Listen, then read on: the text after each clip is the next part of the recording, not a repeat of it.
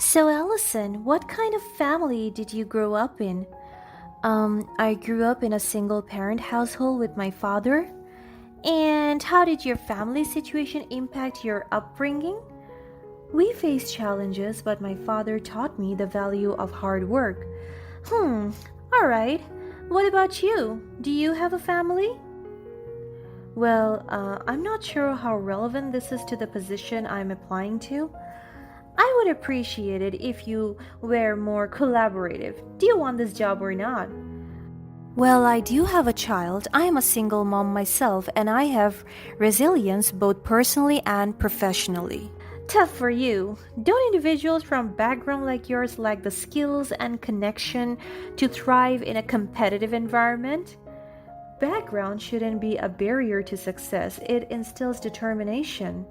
Well, in my experience, those from disadvantaged backgrounds struggle to fit into high pressure corporate environments. Can you handle the demands of this job? I am more than capable. My background taught me resilience and adaptability. Frankly, I have my doubts. People like you rarely succeed in competitive fields. Excuse me? You heard me. Your background is a liability, not an asset. We're looking for candidates with more advantageous circumstances. That's unfair and discriminatory. My background doesn't define my capabilities. It's just a reality. You should lower your expectations. The job isn't for someone like you. I won't let your prejudice discourage me. I have the skills and determination to succeed, regardless of my background. Suit yourself, but don't be surprised when you fail. My name is Allison, and at the age of 23, I found myself juggling the roles of a college senior, a single mother, and an ambitious woman in New York City. Life hadn't always been easy for me, especially after my ex boyfriend Tyler, who turned out nothing to be but a jerk, abandoned me as soon as he discovered I was pregnant. I fled to another city and went to college there. Left to care for our child alone, I knew I had to forge my own path and create a better future for both of us. He had not talked to me for 2 years, but I'd figured I was better off without him. Growing up, I had always admired my father, a highly respected executive at a prestigious bank. His unwavering dedication and success in his career served as an endless inspiration for me. I yearned to follow his footsteps, prove my worth, and achieve similar accomplishments. As I was really close to graduating college, I became laser focused on the goal of securing a job at my father's renowned bank. However, I was determined not to take the easy way out by relying on his influence. I wanted to prove myself based on my own merit and abilities. As I prepared to step into the world of corporate finance, I knew the road ahead would be challenging. But armed with a fierce determination, I marched into the bank with confidence. I decided not to disclose my connection to my father to anyone in the office. I wanted to be judged on my own merit, not on the kind of favoritism. I was determined to display professionalism and dedication that caught the attention of the hiring managers. After weeks, I finally received something that really filled me with a mixture of excitement and hope. It was an invitation for a final job interview at my father's prestigious bank. The prospect of working at the same institution where my father had made his impact felt like an important validation of my hard work. On the day of the interview, I walked into the sleek office building with a sense of purpose. As I sat across from Mrs. Anderson, the interviewer, I couldn't help but notice her piercing gaze. Unexpectedly, she delved into the interview with a series of questions that went beyond my qualifications and experience, probing into my personal life. So, Allison, what kind of family did you grow up in? I grew up in a single parent household with my father. And how did your family situation impact your upbringing? We faced challenges, but my father taught me the value of hard work. Alright. What about you? Do you have a family? Despite feeling really uneasy about the intrusive nature of her questions, I wanted to answer respectfully. However, the turning point came when Mrs. Anderson didn't seem to notice my uneasiness and continued to direct the conversation in a way that bothered me deeply. Well, I'm not sure how relevant this is to the position I'm applying to. I'd appreciate it if you were more collaborative. Do you want this job or not? Well, I do have a child. I'm a single mom myself, and I have resilience both personally and professionally. Tough for you. Don't individuals from backgrounds like yours lack the skills and connections to thrive in a competitive environment? Background shouldn't be a barrier to success. It instills determination. Well, in my experience, those from disadvantaged backgrounds struggle to fit into high pressure corporate environments. Can you handle the demands of this job? I am more than capable. My background taught me resilience and adaptability. Frankly, I have my doubts. People like you rarely succeed in competitive fields. Excuse me? You heard me. Your background is a liability, not an asset. We're looking for candidates with more advantageous circumstances. That's unfair and discriminatory. My background doesn't define my capabilities. It's the reality. You should lower your expectations. This job isn't for someone like you. I won't let your prejudice discourage me. I have the skills and determination to succeed regardless of my background. Suit yourself, but don't be surprised when you fail. Her words hit me like a punch to the gut. I fought to maintain my composure, not letting her see the depth of hurt and humiliation I felt. I understood that remaining professional and respectful was crucial at this point, even though her comment cut me deeply. I held my head high and kept my cool. It was then that a thought occurred to me. It was clear that Mrs. Anderson was not the designated interviewer for my final job assessment. The woman I talked to by email was really nice, and I'm sure Mrs. Anderson might just be a substitute for the day. Refusing to let her prejudice defeat me, I decided to take a bold risk. I requested to speak with Mrs. Anderson's boss. The unexpectedness of my request caught Mrs. Anderson off guard. At that moment, it became evident that I was not as naive and compliant as she had assumed. The tables had turned and the power dynamic shifted. She was forced to get up and call in somebody else. I was quite confused but more relieved than anything. At least now I would have a real chance. As I sat down with the more experienced HR specialist, I was no longer the timid interviewee I was before. I had found my voice and chose to assert myself. Calmly but firmly, I introduced myself again and convinced her to hire me. The HR specialist listened attentively, her demeanor reflecting both understanding and impression. I laid out my aspirations, my qualifications, and my desire to contribute to the bank's success.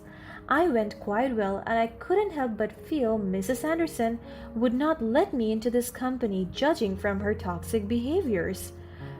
As I left the interview room, doubts began to creep into my mind.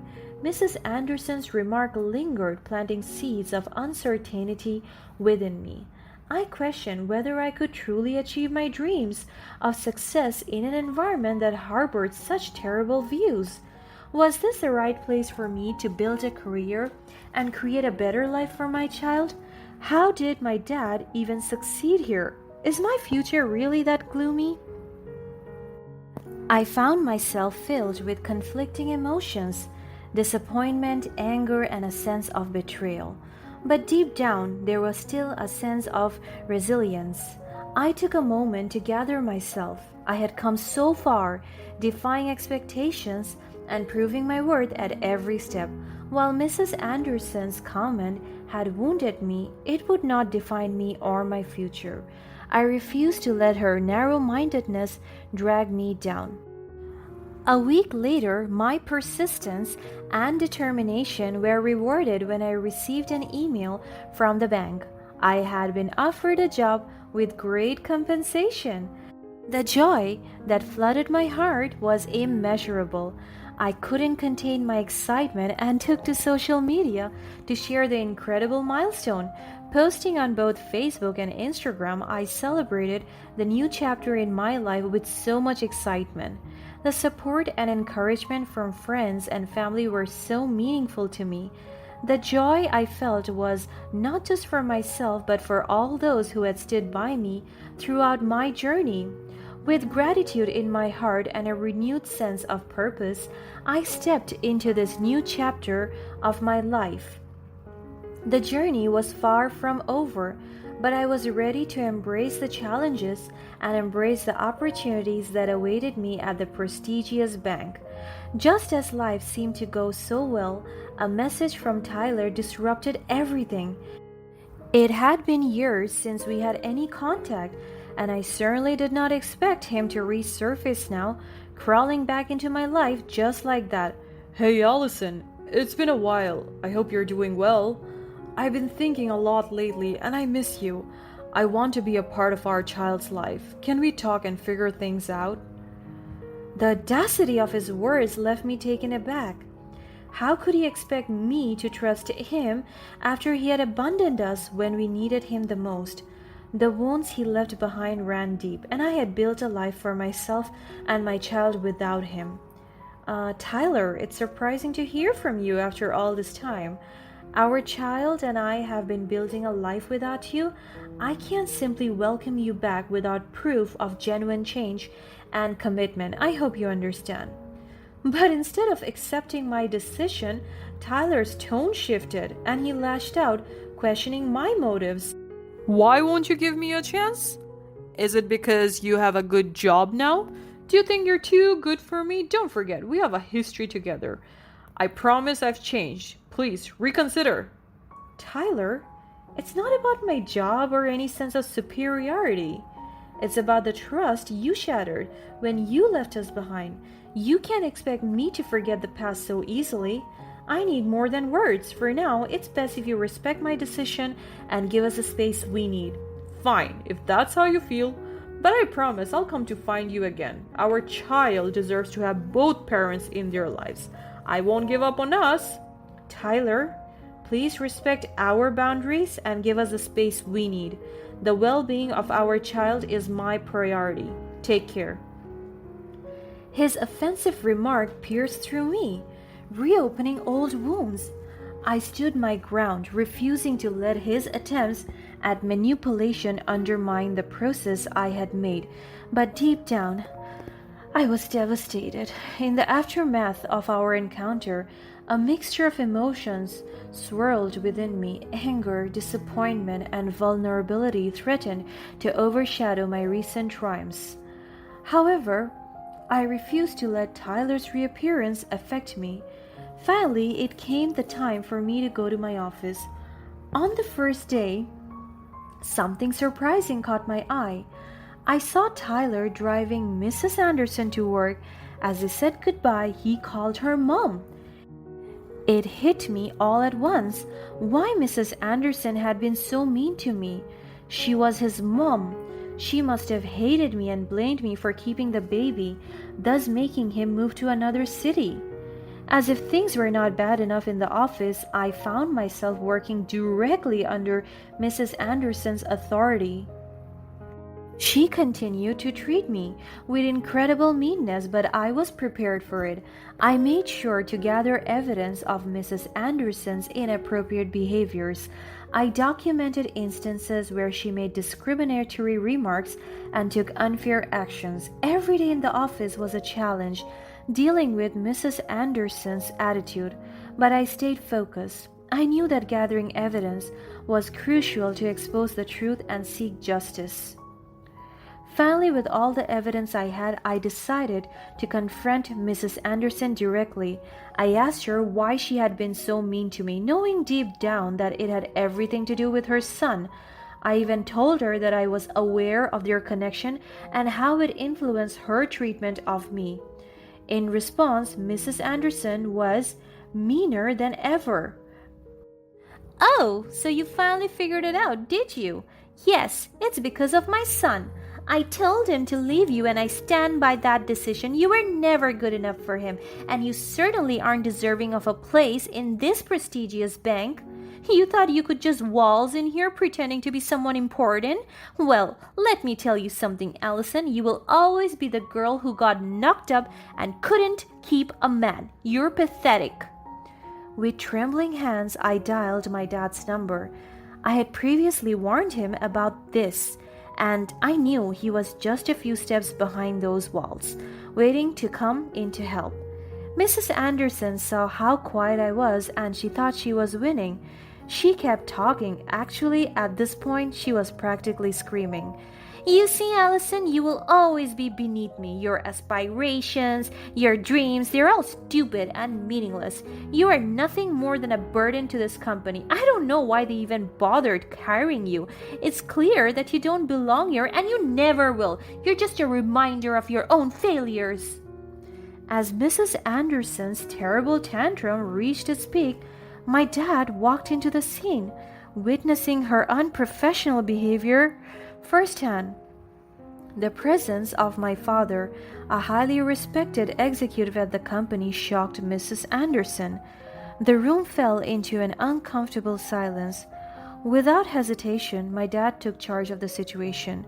Mrs. Anderson's employment was terminated almost immediately.